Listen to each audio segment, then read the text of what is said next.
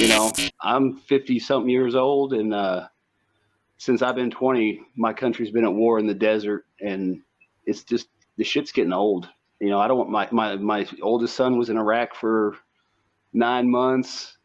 My second son didn't join the military, thankfully, but you know, and you look at all these young men in Ukraine just getting blown to pieces. I mean, Russians, Ukrainians, it's horrible, and it's all for a cokehead and a old pedophile. Hi, Albert.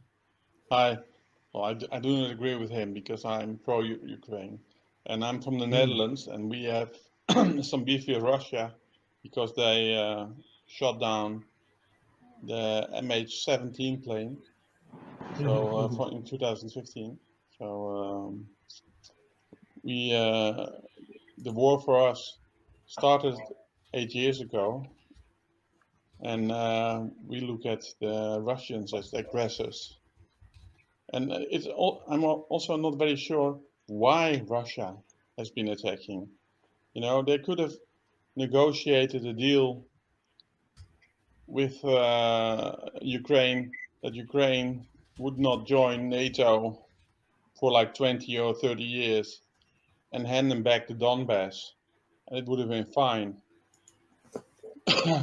Wasn't that Minsk 1 and Minsk 2? I mean, wasn't that discussed in Minsk 1 or Minsk 2? I mean, we've had 20-something years of agreements, promises, treaties, whatever you want to call it, and here we are. So, I mean, I don't know what the Russia's supposed to negotiate with. Well, I mean, they could have, you know, doing a negotiation is better than losing a ton of Russian men. Oh, exactly. Losing a ton of equipment, because the Russians are really hammered for equipment. It's like the loss they did in Kharkiv region. I'm gonna let you in on I'll let you in on a little secret. I was in the Army in the 90s as the Soviet Union collapsed. And the West, especially the United States Army, has been living off of the surplus storage of military units from the Cold War since that time. Yes, we don't build anything new. We hardly replenish our stocks.